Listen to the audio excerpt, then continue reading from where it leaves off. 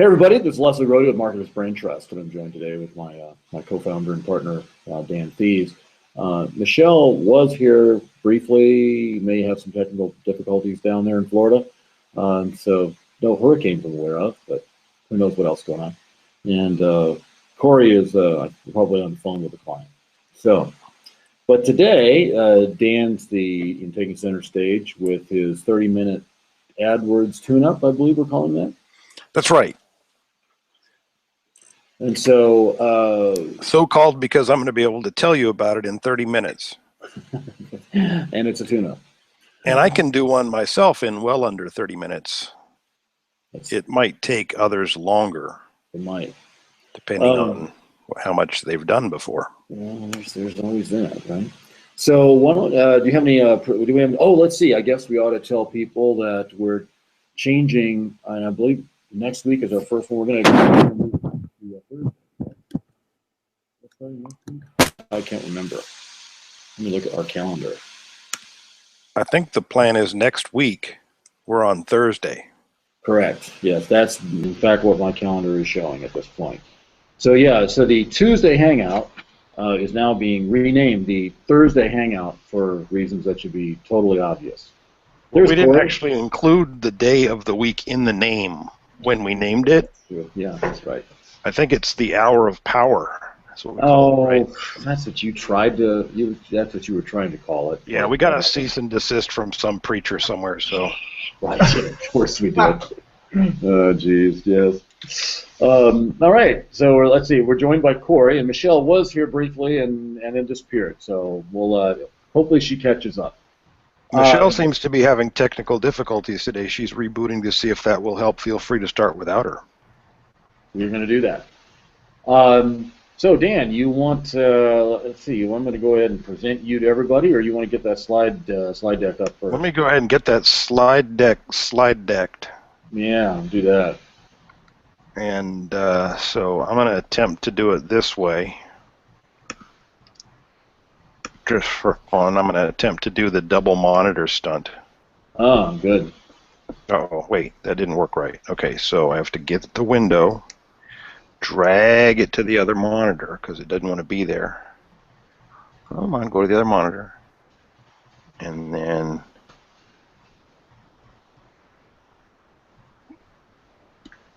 boom, boom, boom, boom.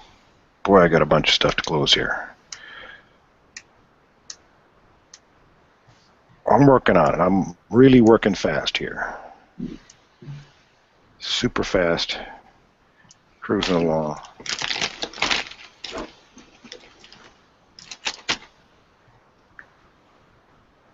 Okay, now that should go full screen like it's supposed to. Hey, it did. Wow, nice. Okay.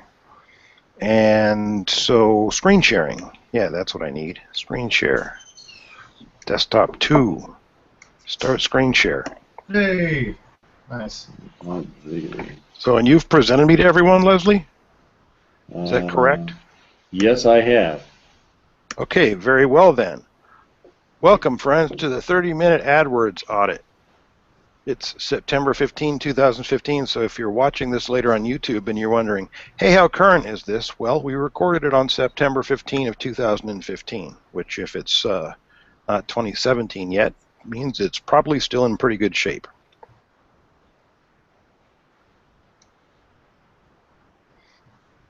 And so we are going to go through this in a series of steps here. And the first, probably more than half of this is going to be the majority of what you're going to want to actually do when you're auditing an AdWords account. You can use this to look at shopping campaigns, although we don't dive into the detail of shopping campaign performance here. You can use this to look at search campaigns, although we're not diving in deep into the depths of search campaign performance, and you can use this for display campaigns, even though we're not diving into the depths of performance on that either today. We're going to look at the campaign settings and making sure that you understand and are aware of the conscious decisions that you should be making, because the decisions that have been made, well, there are defaults that you won't like very much if you haven't actually gone and made conscious decisions. And of course, if someone else set this up for you, they may also not have made conscious decisions, or they may have made conscious decisions to do something silly, which happens more often than we'd probably like. Then we're going to look at some of the detailed reporting that's available to you inside of AdWords. We're going to stop down real quick and look and make sure that you understand how conversions are measured in AdWords, and that you understand what that actually means to analyzing your performance. And then we're going to take a little bit of time to go over how you can break down kind of what parts of your campaign are performing well, what parts of your campaign are kind of in the middle, and what kind of parts of your campaign are doing poorly. And then as part of that, we'll talk about kind of the cost and time considerations of managing extremely elaborate and complicated campaigns that don't really actually have that many clicks or that many conversions going on. Because in a lot of cases, the simplest thing that you can do is just get rid of a bunch of stuff that you're running in your campaigns, simply because the value isn't there for you to spend time and energy and potentially money managing it. So let's dive on in, and let's first of all start with campaign settings. So the way that you get here is simply go into your AdWords account, click on any campaign, and go to the settings tab. And where we're going to start here is the all settings. Now there are also tabs within there for location settings, ad schedule, and devices, but I'll actually show you the other way to get there from the all settings screen, so that you will be able to follow this along more or less as one thread where you're working your way through the campaign settings screen. So the first thing on there is the campaign name, and you can change that if you like, but that's not really part of the audit. That's just a thing that's there. The first thing in here that you really want to look at and consider in your audit of your account for each campaign, and you do want to do this for each of your campaigns, you want to take a look at the campaign type and what that's set to. Now, sometimes you will see this set to standard, and with keyword targeted search ads, that's okay. It doesn't break anything, but go ahead and enable all features because, well, there's stuff that you can't do with the standard search campaigns that you can do with the all features. And so go ahead, no reason to use the AdWords Express Training Wheels version of AdWords. Go ahead and use all features. There are three other types of campaigns that you can run here. There's mobile app engagement ads, which if you've got a mobile app, well, maybe we can talk about that someday in the future. There are dynamic search ads, which are kind of cool, actually, but do require you to actually do some work using Google Tag Manager, or there's a couple other options, but basically do it with Google Tag Manager to tag stuff up on your site so that the dynamic ads can actually show the right way. And dynamic search ads essentially look for opportunities where your web page might be a good answer for someone's query, and they're actually not terribly bad at it, but if you can't get regular search ads to work, I would suspect that dynamic search ads are not going to work better.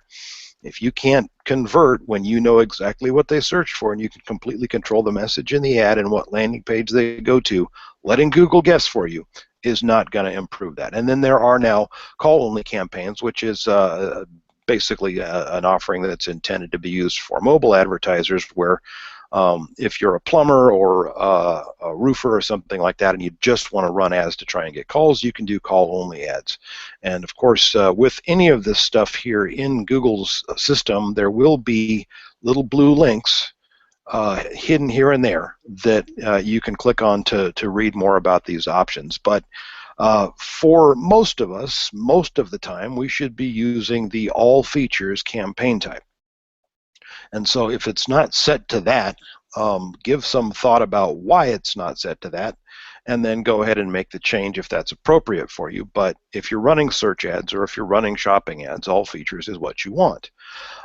Then you can choose a campaign type from the drop-down menu that says search network only, and most of the time when you're running search ads, search network only is going to be what you want to use. However, there will be times where you might want to use search network with display select, and you can also run YouTube campaigns from here as well.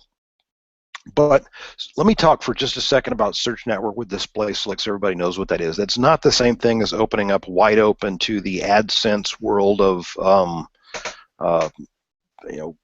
idiots with clicking scripts and ads that are hidden behind things but intended to draw clicks and all the other wicked dumb stuff that people do to make a buck because they don't feel like making an honest living.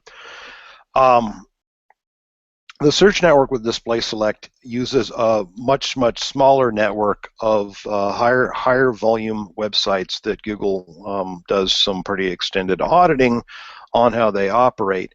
And in a lot of cases, particularly for lead generators, keyword targeted campaigns that run well on search, you might want to attempt to use a search network with display select campaign where you simply have a lower bid. I recommend starting at no more than half of what your search bid is, and that won't really catch much search network volume because your other campaign will have a higher bid, but the display select network actually for a lot of our lead gen clients is an excellent source of leads for them, and essentially works the same way that that your keyword targeting does. It is to say, if you've got a particular keyword that you're targeting, that will have to actually be there on the page, and it's actually been pretty effective and has become increasingly effective over the last couple of years. And so if you're a lead generator, if you've got campaigns that are working well for you on the search network, search with display select is an opportunity for you to create an additional campaign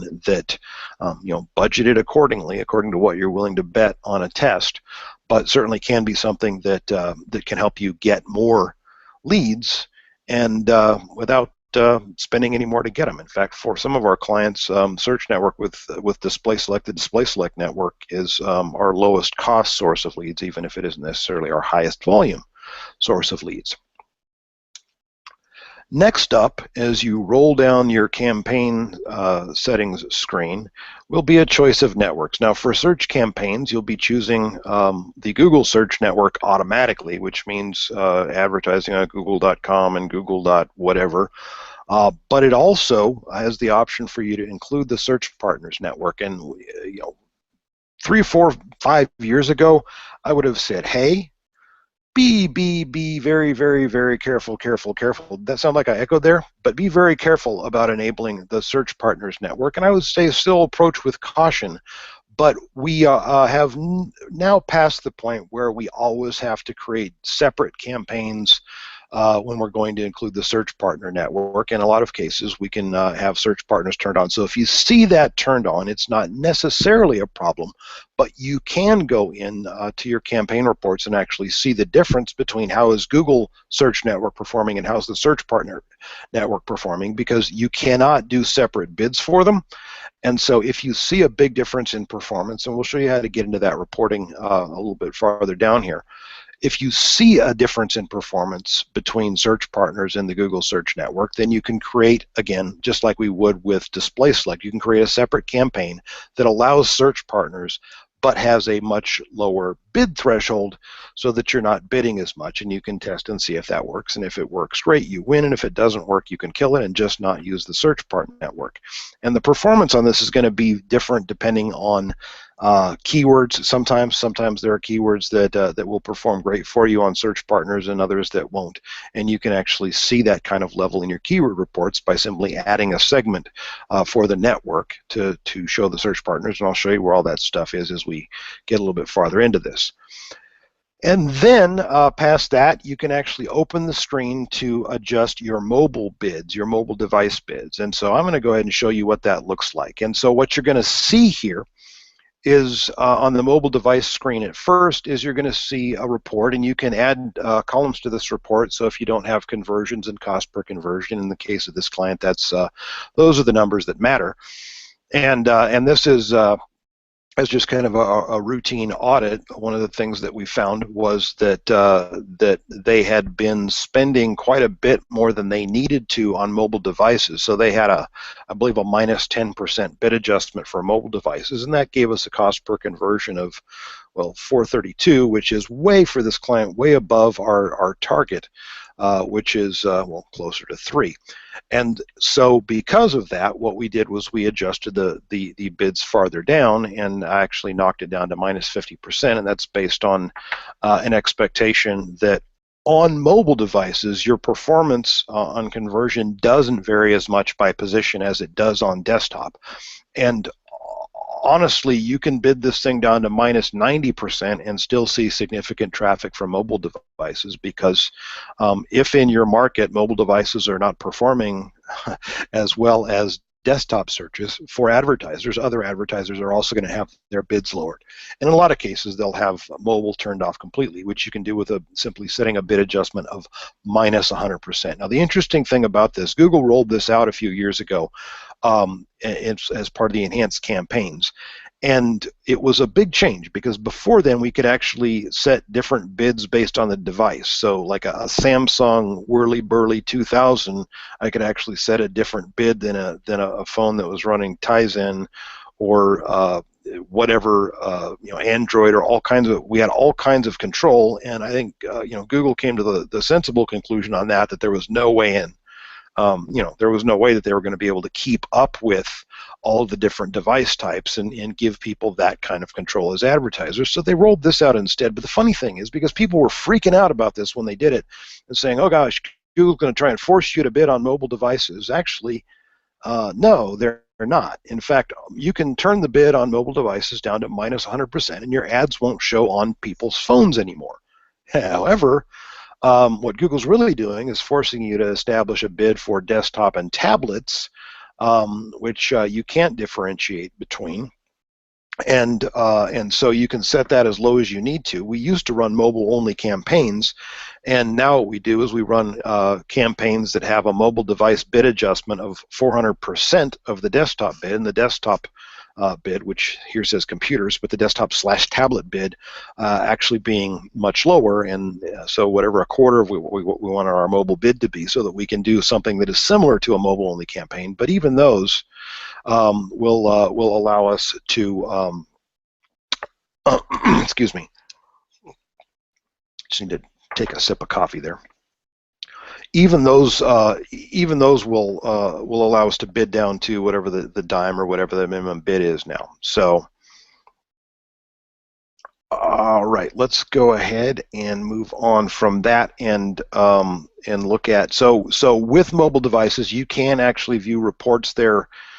So you can see, right? So you can see what's my cost per conversion on these different devices, but this isn't nearly the fine-grained control that we used to have over mobile devices. I used to have about a 25-minute training on how to optimize your mobile device bids, and now it's really down to some fairly simple and stupid and crude adjustments that we can do, but we live with what we got to live with and we work with what we have to work with, and so this is where you'll control that. And if you see a big difference in performance here and there's no mobile bid adjustment, well, either you weren't doing your job or whoever should have been doing this for you wasn't doing their job, or maybe there's some conscious decision or some conscious reason why. But you want to understand what that is, because sometimes there are conscious reasons why it's being done. Maybe there's testing going on to try and improve performance on mobile, for example. And so you can't just say, well, gosh, you're bidding on mobile and you shouldn't, because you really need to know what the data is telling you and act based on that. So let's look at the next thing in there. And so we can go all the way back here. So the next thing in the campaign settings is the locations. And so if you go to the locations, you'll see a report that will either show no locations, which would be bad, or maybe one location, maybe just the country that you're targeting. And if it doesn't show any, then at the very least, set it to target one country. I can't imagine the circumstances where I would allow a campaign to run globally and just not bother to differentiate at all, at least in the location target. Now, if you're a lead generator and you're targeting multiple countries and it makes sense for you to do that in one campaign, okay, but just be aware that the time of day adjustments are not going to work very well when you're saying from noon to 4 p.m. I want my bids to be lower, and you're on the east coast of the U.S. and you're advertising to people in Australia, Singapore, and Bulgaria. Their time of day at the time of day that your time of day adjustment kicks in is going to be something completely different, because the time of day adjustments are all based on the one time zone that you can actually set. And so in a lot of cases, if we do have day and time adjustments, we'd be splitting out by geography into different campaigns, even if we otherwise wouldn't see a huge difference in performance or language or anything else that would cause us to do that. Now here you'll see that any locations that have actually been added, you'll have data collected on. But if you haven't added any locations, or if the locations that you're interested in looking at haven't been added as targeted locations, then there won't be any data in this report, and you actually have to go into the drop-down menu that says View Location Reports, and you've got two things that you can choose from: what triggered your ad geographically and where your users were. And what you're really interested in here, because this is the thing that you can actually control, is where your users were. So the user locations, where your customers were physically located, regardless of any locations that they showed interest in. So this will show you if there are people in India, but they might have typed in the United States into a search box and then search for whatever you sell. And so we'll show you the gotcha on the location settings in a second. But use your user locations to tell you what's going on in different locations, even the ones that you haven't targeted. And so here in this report, we tend to look at cities and states, and I personally prefer to look at by city, or by in the United States by Nielsen Demographic Market Area, DMA, in terms of performance, because that's where you're going to see big differences that you can kind of take to the bank more often than the arbitrary borders that are often there around states and counties and things like that. So if we look at the city report, in the instance of this client, we have London, England, United Kingdom, which is added. That means that that's a location that we explicitly targeted. We can make bid adjustments for London, and I believe we actually have in this case. But Birmingham is one that we don't have either added or excluded, and oh my gosh, our conversion performance on that is, well, what you might call an extreme outlier. Now, this report I just sorted based on the number of clicks. You can sort this based on the number on cost, or based on the number of conversions to see where the action is happening. Sorting by cost actually also makes sense, but because the cost per click on this particular campaign tends to not vary more than about 10-15% in either direction from our average, no matter what ad group or campaign we're operating in, because we're operating at fairly low costs here. The number of clicks is usually the simple way for us to sort this one and look at it. And look at Birmingham. I don't really know anything about Birmingham. Maybe Leslie or Michelle knows something about Birmingham. I mean, I heard that Sailor Sam was from Birmingham, but I don't even know what that means. But what I can see here is that our cost per conversion for Birmingham doesn't look very good. Now, in this case, it's something that's a fairly new phenomenon to see this one not performing well within the last 30 days, but it's something that we want to look at because we don't have several years worth of history to look at with this account. So we may be heading into something where there's something seasonal going on in Birmingham that makes them less inclined to become leads for this particular type of service. I don't know, but what I do know is that when I've got an outlier here that's performing potentially worse than I want to perform. In this case, they're within the range of what our target cost per lead is anyway, and so I'm not going to make any downward adjustment on that. I'm going to let that one sit for now because I'm going to want to see exactly what happens.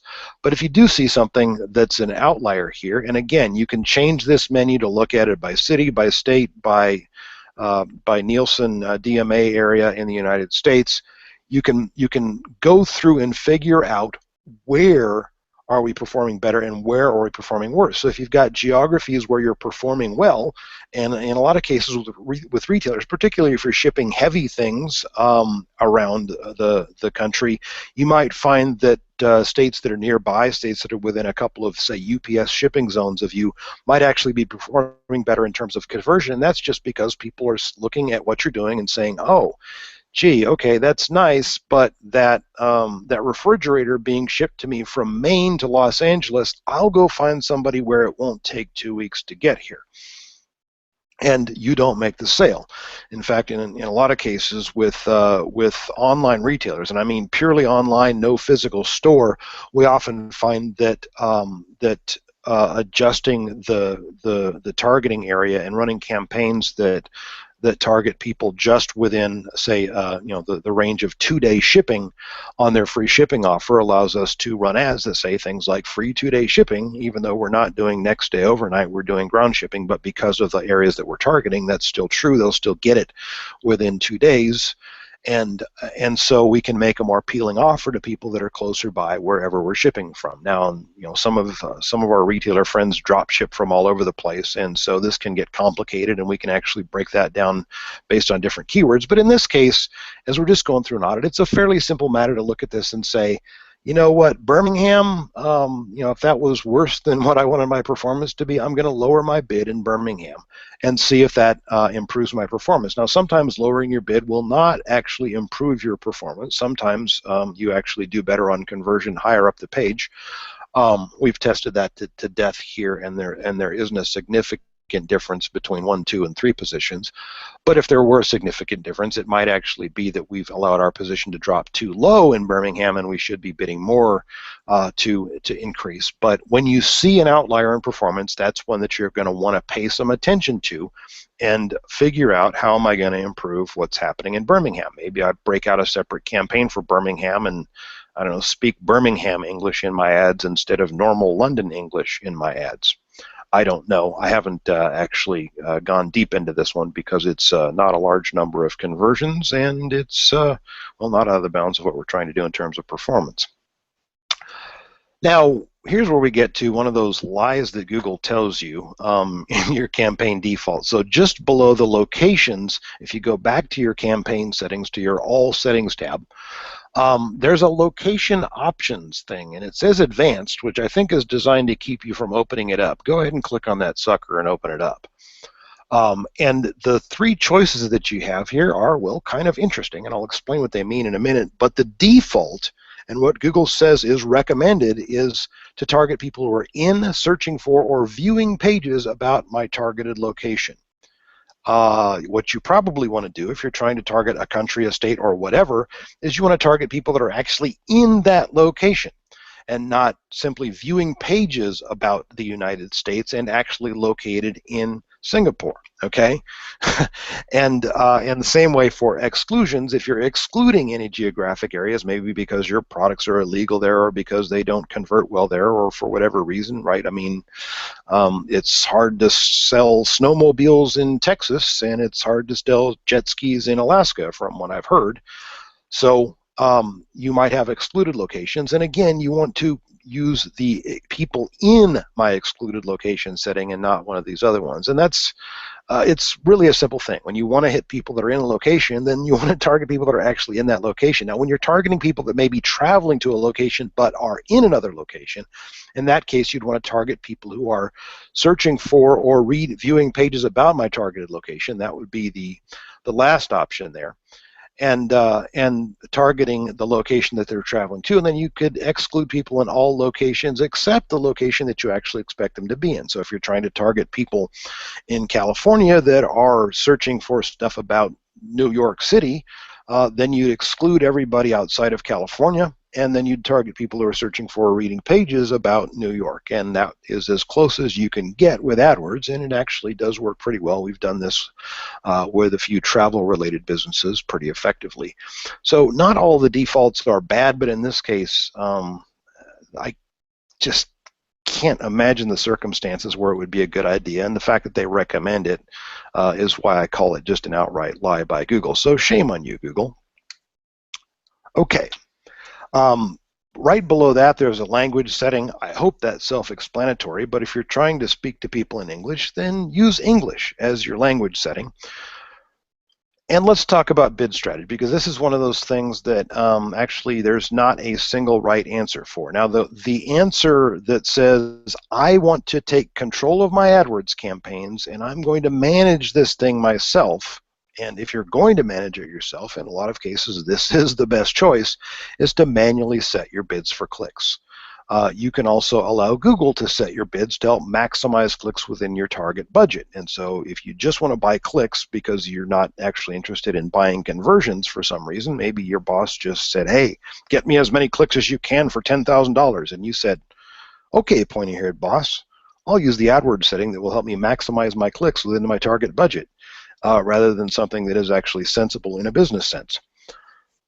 Enhanced CPC is something that actually is can be very, very useful. It's something that you're going to have to experiment with and see if it helps you. But in general, What it does is it lets Google boost or lower your bid by as much as 20% based on the probability of there actually being a likelihood of conversion based on what they know about that searcher that you won't know about that searcher.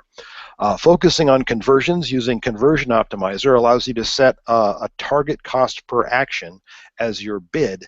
And, well, that's something that we do quite often, particularly with display campaigns, but also in search campaigns. But for the most part, that is limited to the realm of lead generators who are using a target CPA.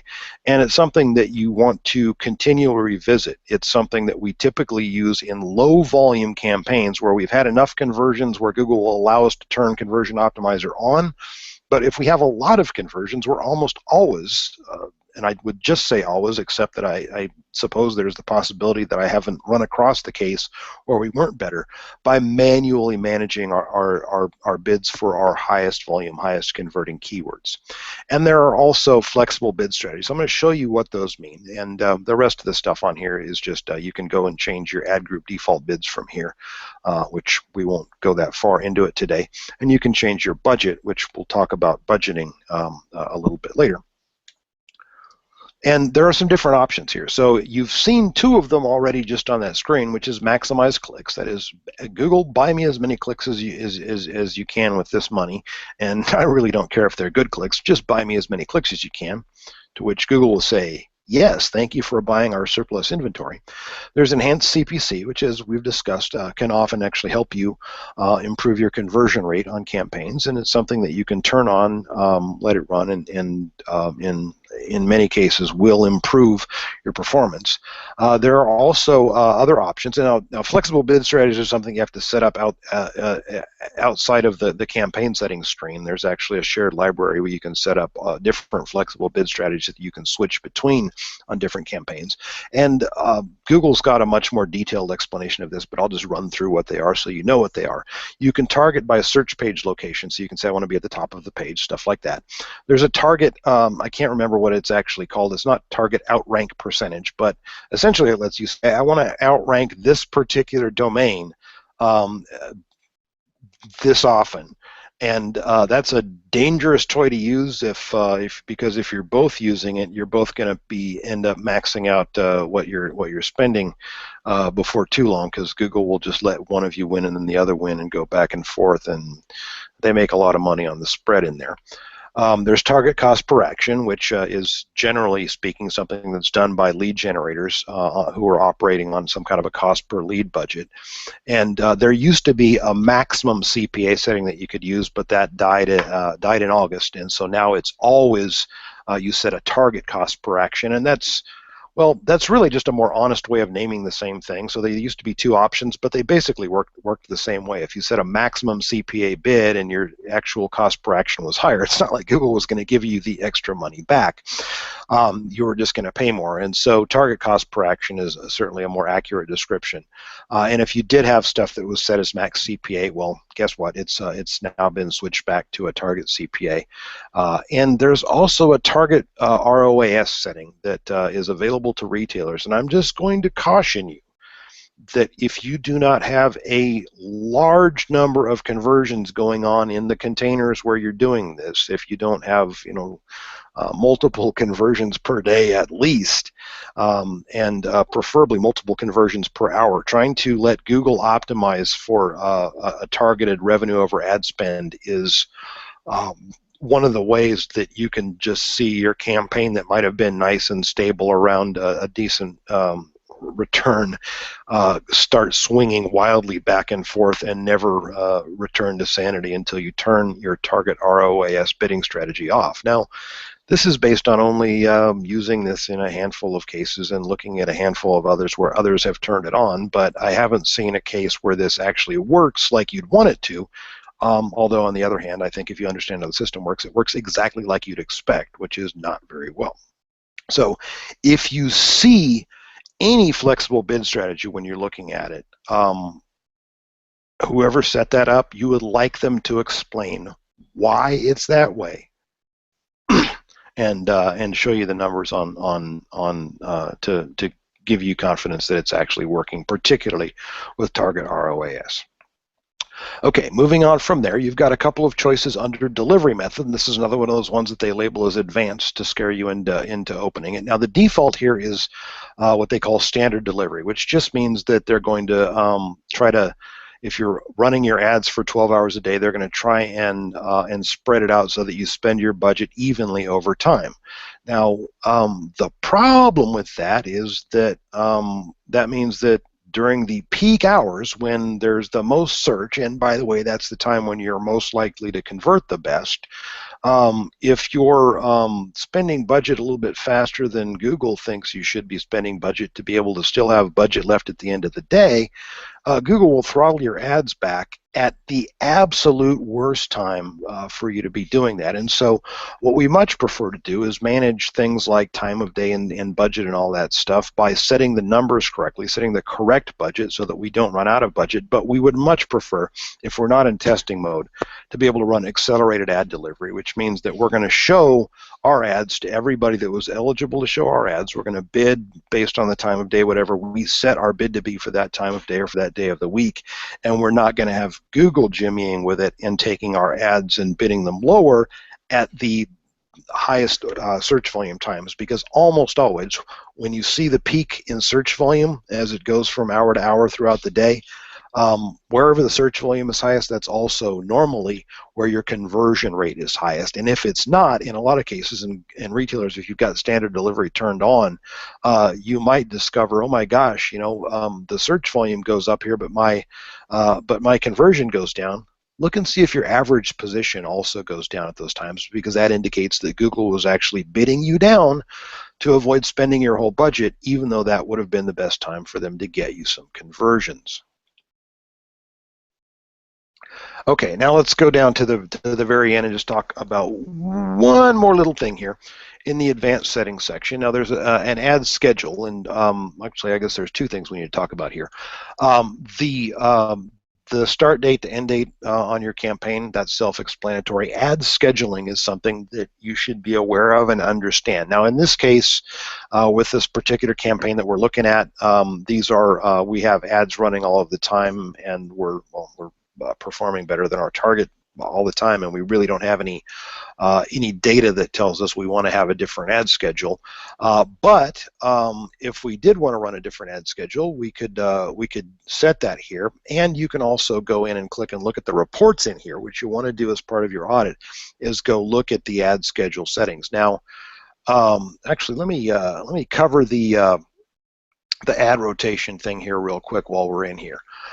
So the other setting in here, besides the scheduling, and we'll get back to that, is the ad delivery settings. And the default here is optimize for clicks. Show ads expected to provide more clicks. And what that does is that if you put two ads into an ad group and you think you're running a test, you're not running a test.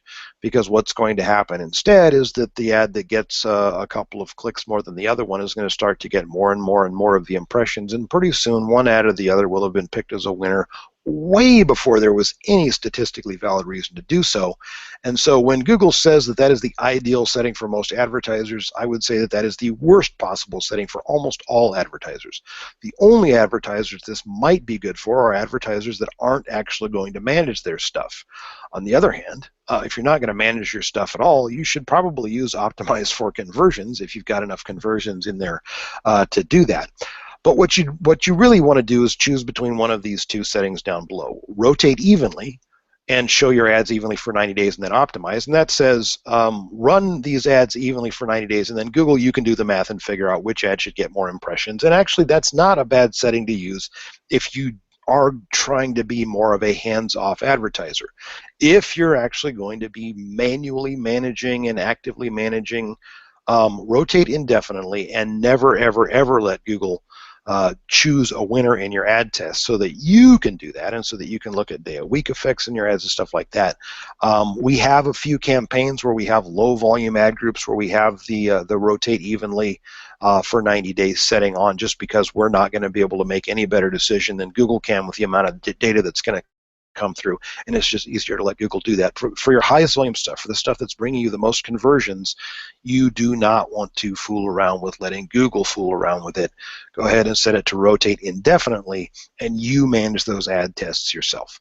And so if you see that first setting, ask whoever did that, what the heck were they thinking, and did they bother to think at all? The answer will be no, I didn't bother to think at all, unless they want to tell you a lie themselves, because there's just no good reason to use that at all. Anyway, and so the first thing you got to understand here that clicks aren't your goal, right? Your actual goal is making more profit per search impression, but that takes a lot of time to get to. But you do want to measure the conversions and manage the value per conversion, and you definitely want to use equal rotation to manage the test yourself. So, if most advertisers are letting Google screw it up for them by calling a winner way too early, then you're going to win if you're the one that's doing ad testing. And you might see, and this isn't something we're going to talk about today, although we have done a session about looking at dimensional analysis and day-of-week variation, you might find out that you've got two ads that look like they're doing about equally, except that, well, one of them is actually doing a lot better on a particular day. And so in this case, and these are literally real numbers from a real campaign where the client had been managing it themselves, and they had killed an ad because it had a overall lower conversion rate. But except the problem was that during the middle of the week, when they thought those were their worst days of the week, if they'd have just been running that ad alone, they would have had a 19% conversion rate, and they would have realized those were actually the best days of the week for them, and we were able to fix that. But that's something that you'll want to look at if you've got ad tests that, particularly ad tests that are going back into the past. But just as part of a quick audit and trying to find the things that we need to look at, you don't need to do that today. And again, unless you have a reason to be limited by budget where maybe Google could spend $5,000 a day, but you only want to spend $300 because you're testing. In that case, use standard delivery, because otherwise Google will just spend all of your money between 5 a.m. and 6 a.m. and you won't be able to show ads during the day. But other than that, if you're not actually running on a very limited budget, which is less than what the search inventory would allow you to spend, you would want to use accelerated delivery. So let's look at the ad scheduling, because just like the locations, if you don't have any ad scheduling set up, when you go to the report, there's no data on it. But if you go to that schedule details drop-down menu, you can look at the day of the week, and that's a good first place to start, is just to look and see, is there a big difference between Sunday, Monday, Tuesday, Wednesday, etc., in terms of performance. But the problem with that is it's a little bit overly simplistic. And that is to say, there might be differences between the weekend and the weekdays, but in fact the weekends might be performing exactly like weeknights, and that it's only during the so-called business day during the week that you have the significant difference between that and the weekend. And so a lot of advertisers, when they actually do the analysis, will discover that it's really a day and night split and not necessarily the day of the week split. But the simple thing to do in terms of doing an audit and just looking at what are we doing here, is are there any times of day or anything in the ad schedule? If not, that's not necessarily wrong, but you do want to understand that that was actually a conscious decision that was made based on data and not just a default. Now, as a starting point, as a default, this is exactly what we would do. If we don't know any better, we're going to run our ads 24 hours a day, 7 days a week. But the report that you want to do to drill down into this is the hour and day of the week report, and I'll show you what that looks like here. And so just to remind you of some things that are mathematical facts, there are 24 hours in a day, there are 7 days in a week, and so there are 168 hours of days of the week combinations.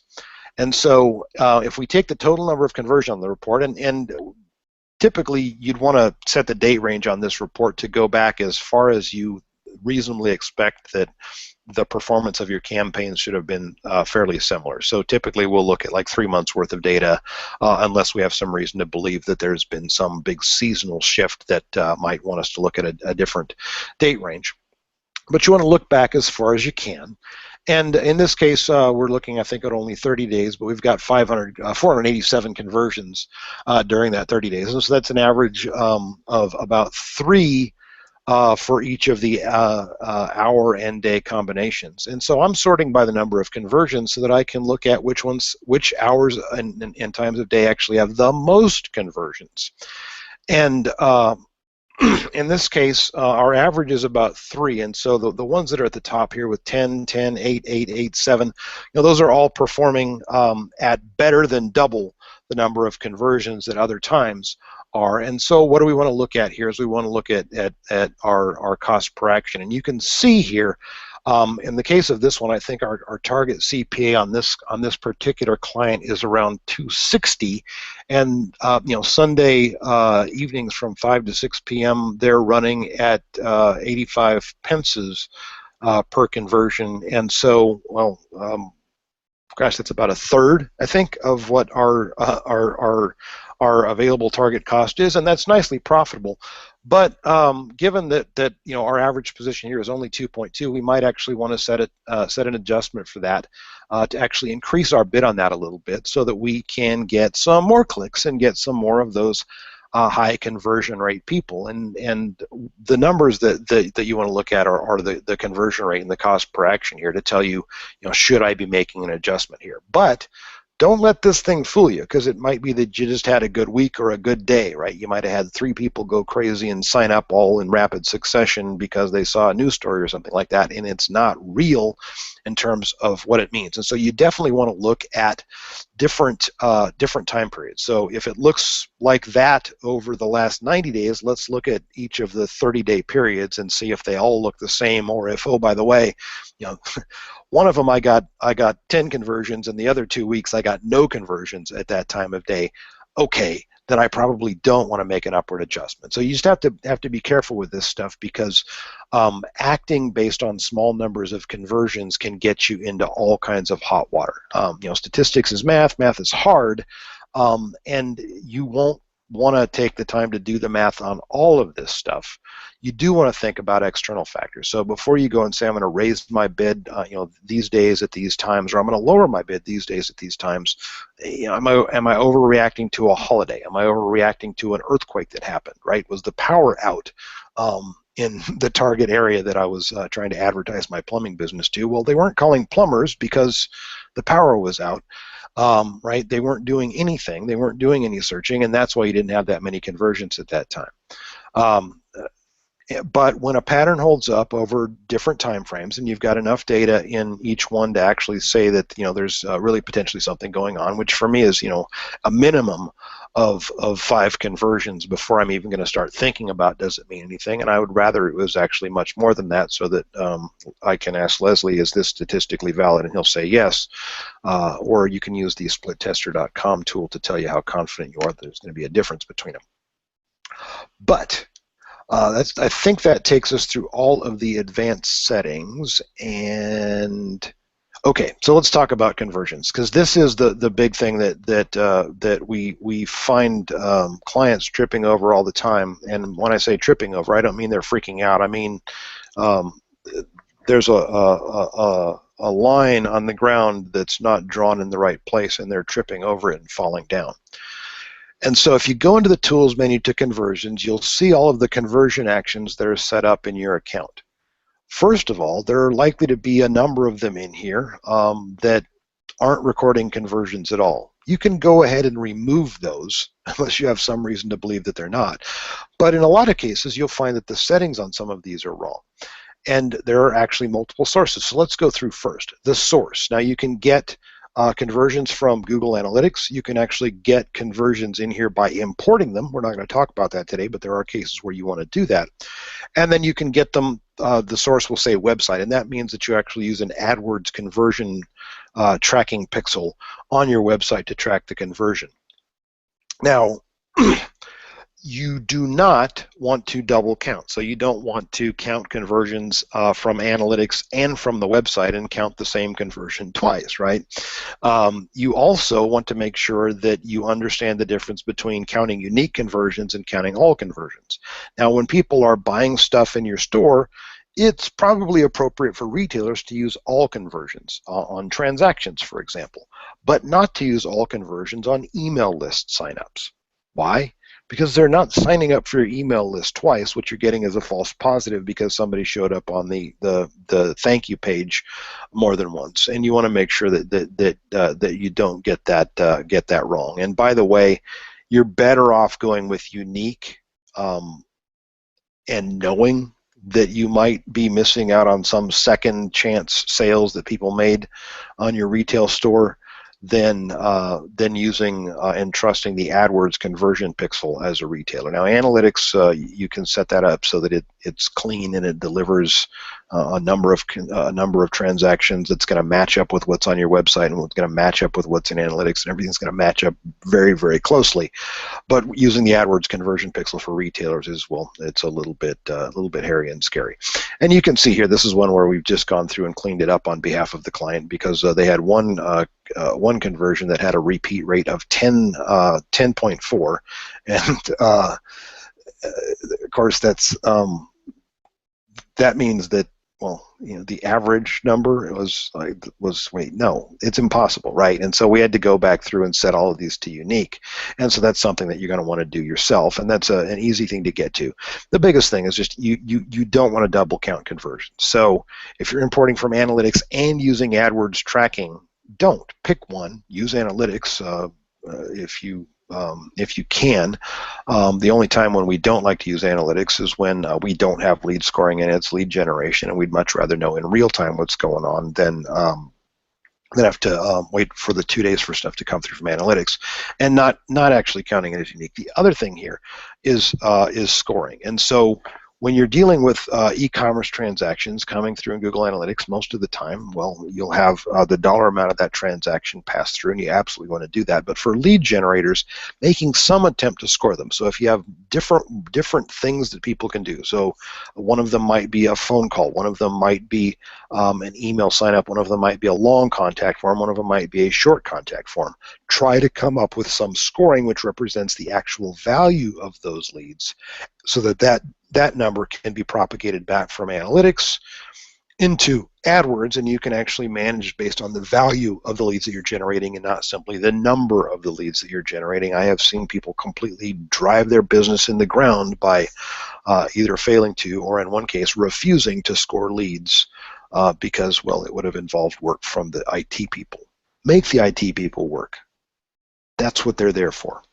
So pick a source. Don't double count. We like analytics, but you do have to be aware that the data lags by about 48 hours for the data to come through from analytics to Google AdWords. Now, on the other hand, the data is already there in Google Analytics, so if you really, really, really desperately need to look at how something is doing, you can go into Google Analytics and look at it. And analytics might not be the best way to score offline leads. That's a very, very long conversation. But if you have leads that are offline conversions, that is to say, somebody fills out a form and then somebody emails them and you get a quote and all that kind of stuff, and you'd like to, over time, actually be able to track those back to where they came from. That's something that can be done. That's something we can help you do. But that's a case where you want to import conversions, and there's lots of work that's been done on how to do that from things like Salesforce and stuff like that. So it's not like we're inventing some new technique to do it. But if you do have leads that become offline conversions, and you can actually track that all the way to the end, you probably would want to actually use the imported conversions to make sure that you know which of your campaigns are generating the highest quality leads. Okay, so let's talk about performance and managing performance and stuff like that. So you want to establish some benchmarks, and that's just come up with some kind of target value, either for your cost per conversion or for your revenue over ad spend. So the two numbers that we typically would use, and I mean, I pretty much don't like to use anything other than these unless I have lead scoring going on, in which case I basically treat it like conversion value over cost, which is the same as revenue over ad spend. And that's just how many dollars worth of traffic did I get, and how much did it cost me to get it, and what does the multiple need to be of that.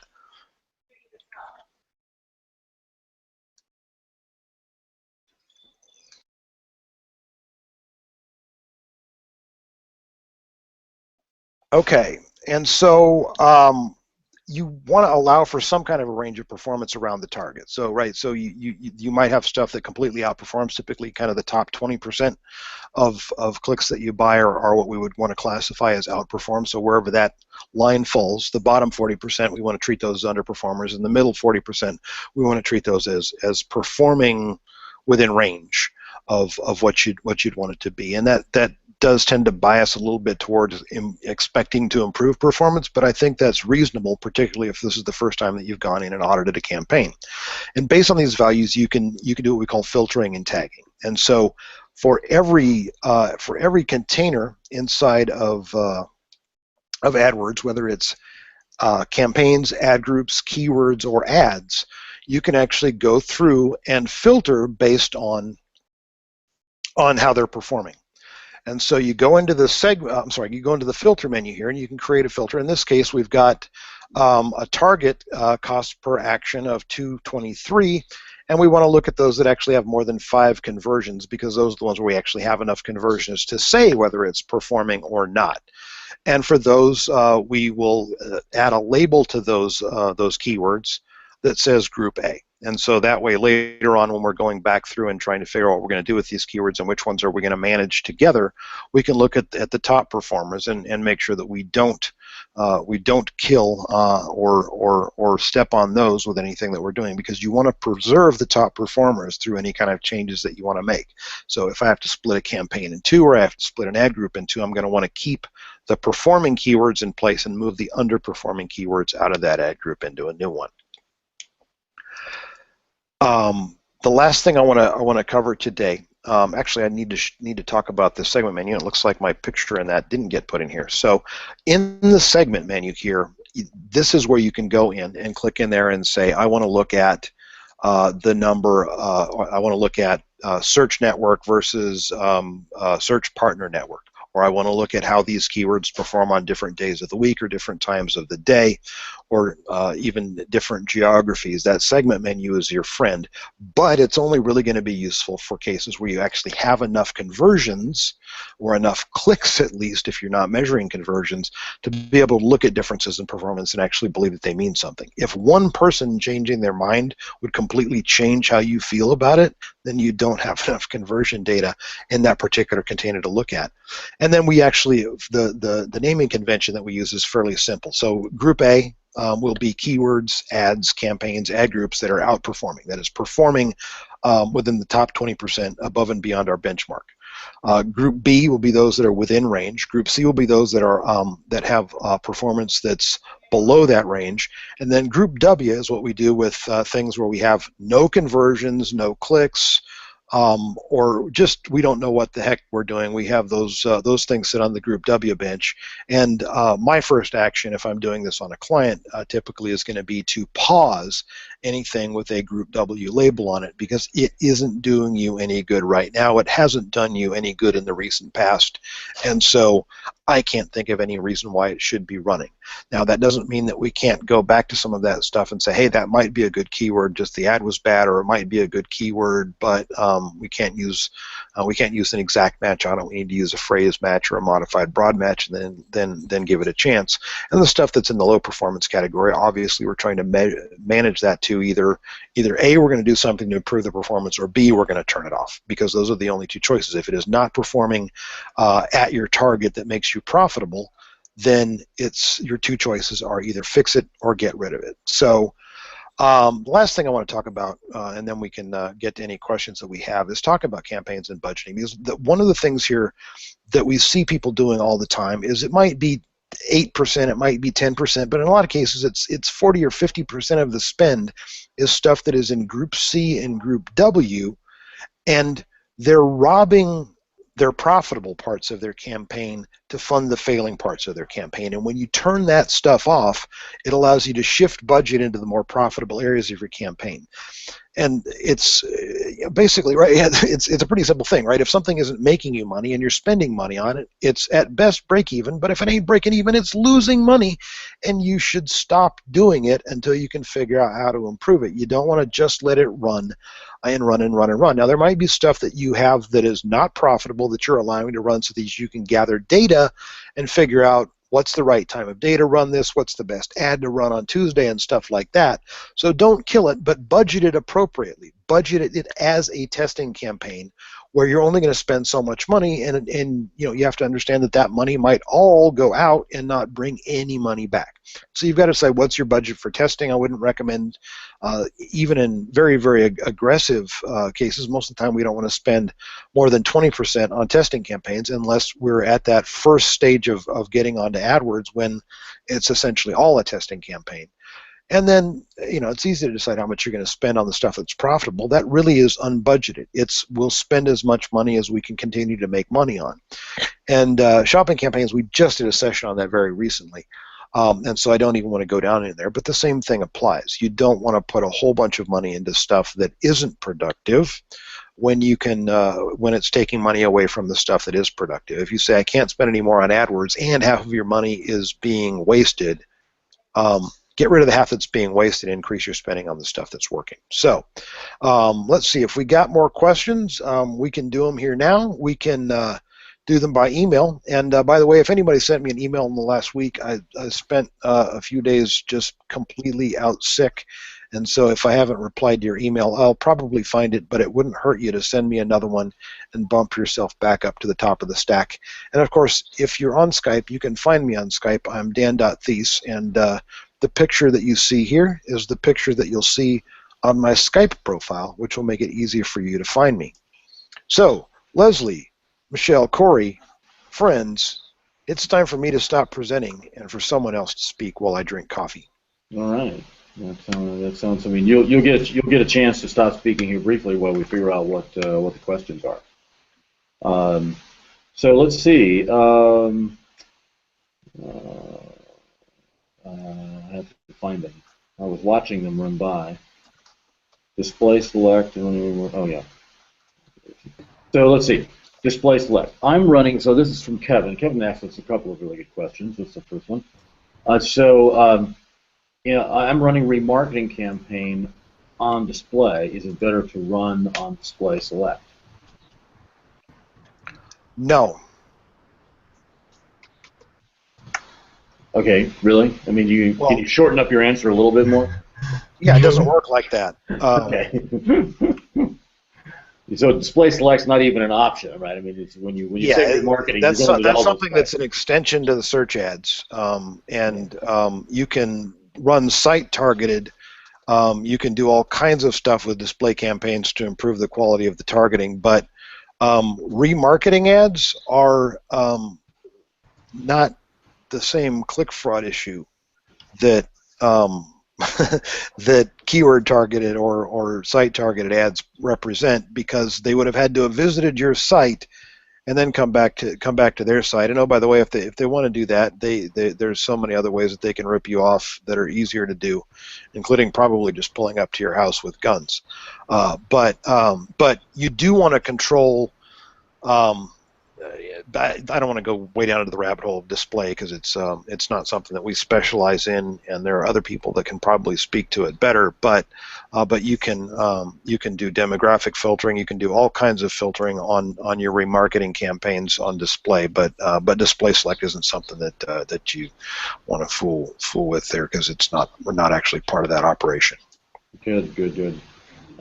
Kay, I assume that's an initial, not a full name, said, I thought that you needed to be in the top 2 for mobile to show. Depends. Okay. Depends on the device. Aha, gotcha. All right. Fair enough. Kevin points out it's actually 95% dial down instead of 100%. I think that's actually true, right? You can't actually go all the way to 0 on the dial to. It's the ratio of desktop to mobile. Can you actually go all the way to 100%? Yes. Really? Okay. Kevin said he couldn't get it to work. So, let's see.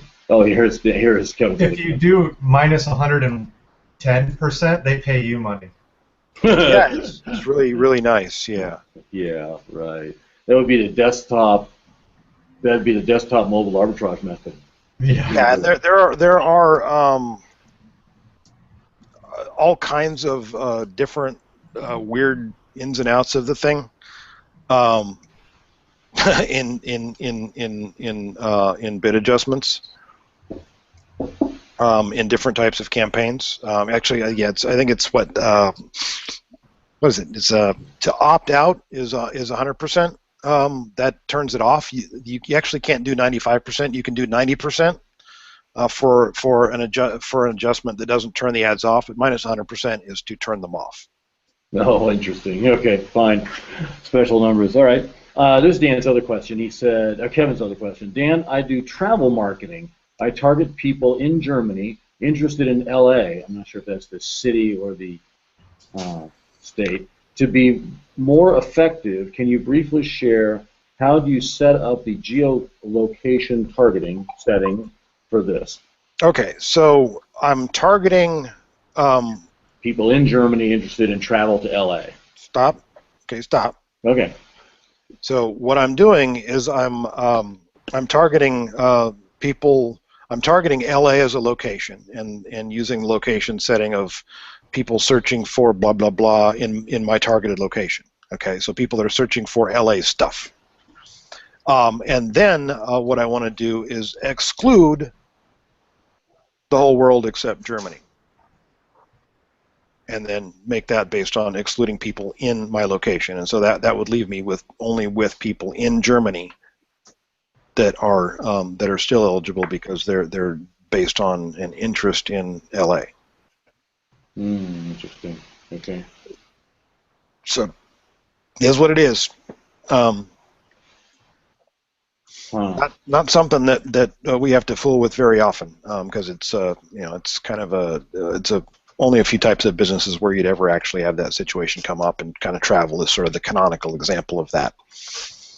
Indeed, indeed. That's really all of the substantive questions we have. Let's see, Kevin said, how do you exclude the world? You add exclusions for all of the countries in the world. Yeah, right. That's what I was going to say. Probably doing one country at a time. Yeah. Yeah, you can actually upload a list based on country codes. I mean, I believe it or not, I don't actually do all of the mouse clicking myself. I ask, I don't know, somebody else to figure it out for me. I don't know who might be in charge of figuring stuff like that out. But like Michelle, when we've done like zip code excludes and stuff like that, right? It's just we upload a big text file full of zip codes, and you can do the same thing with country codes and states and all that kind of stuff. And then you have to go through and actually tell it, if it matches more than one, you have to confirm which one it is. But you only have to do it once, and then save that data. Then it's done. Yeah. So right. It's a stupid pain in the butt, but it's not an ongoing pain in the butt like that exam I got last week has proved to be. Okay, that would be too much information. Okay, so excellent. Let's see. And funnily on that one, can I toss in there? Also, that now is an option inside of Facebook, by the way. So you can target certain places. So I needed to target more than Jacksonville, but the Jacksonville DMA goes into Georgia, but I didn't want to target Georgia. So I did targeting to the Jacksonville DMA and exclude Georgia. So I got everything I wanted in the DMA in Florida, but not the Georgia part, and that was pretty sweet. Lots of ways to do this stuff. Well, that's interesting. So you're saying it did or did not include the portion of the DMA that's in Georgia? Once it did until I added the exclude. So I said include Jacksonville DMA exclude Georgia. And exclude Georgia. Mm-hmm. Okay. Because those people over on the other side of the border are not the right people. Yeah, they're not. They aren't really allowed to vote in elections. They're unclean and. I didn't say that. Bad. From an election standpoint, it's kind of awkward to have people not in your district or in another state. Yeah, that would be a problem. Well, and you've got congressional district targeting now in Facebook, but that doesn't necessarily map to what matters in local elections at all, right? Right. And I found there's some twist in that now, Dan. It's not working the way it used to. They've changed. Does anything work like it used to? I know. So we found some ways around that. There's always a way to using census data to determine what zip codes were in the congressional districts. Oh my. Okay. I can see how that would work. Okay, great. So fantastic. So let's see. And Steve does have a question about retargeting on Facebook, but that's not really the subject of this webinar. Sounds like it's probably a good subject for a webinar. But where are we in our kind of editorial cycle here for Hangouts? Reiterating that we're shifting to Thursday, starting next week. But what's kind of up next as topics, Dan? Well, what I thought we would do next week is talk people through how to analyze the performance of their ad groups and campaigns. Okay. Because first thing was just let's audit and make sure your account isn't completely broken and that you're counting conversions. Because if you don't have that stuff done, trying to go in and figure out the rest of the details doesn't make a whole lot of sense. And again, I mean, this is something that, I burned through an audit in 20-25 minutes doing it by hand, well, we're working on a set of tools that gets my hands off of it, but it's not time consuming if you know what you're doing. It actually takes longer to explain it, as it turns out, than it takes to do it. Although for folks that are out there trying to do it themselves, if you're spending more than $5,000 a month, send me an email. I'll do it for you. You don't have to hire me. You might want to hire me after you hear what I have to say, but you don't have to hire me, and I won't charge you anything to do an audit for you. And that'd be a nice thing to get for free. I mean, it's not even Christmas yet, but you could get an early present. Indeed. So it's not like that Santa Claus tie that your family's going to get you. I mean, that thing sucks. Why do they do that every year? I don't understand. Because there's so many different images of Santa Claus.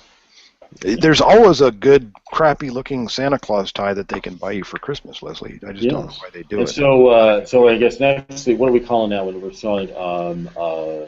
Analyzing and tracking the performance of your AdWords account for campaigns?